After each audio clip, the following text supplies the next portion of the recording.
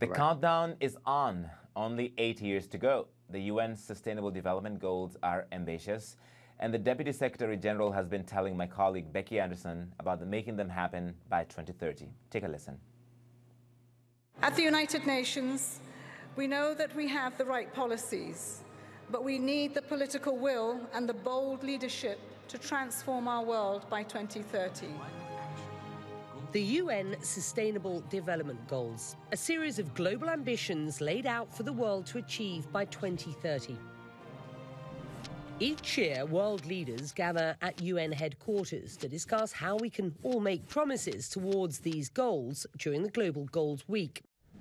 But for the first time, this year's conversations are taking place far from the shores of the East River in New York City and lighting up minds at Expo in Dubai.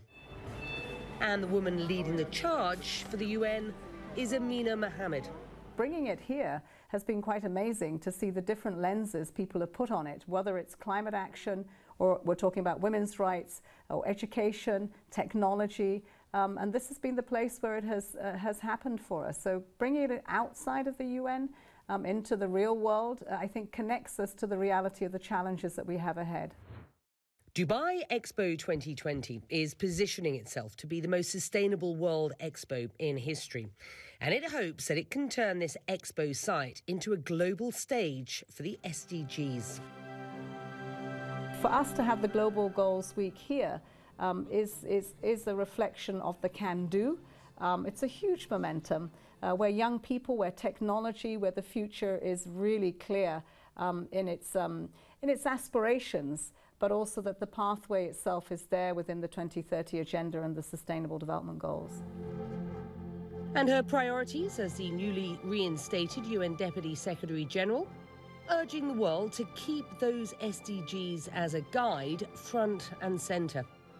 How do we get the world, with the finances that are available, there are resources, how do we make sure that we can channel those, look at the financial architecture and channel those to the programs and projects that need to be done at scale? We already have a blueprint, so we don't need to reinvent the wheel.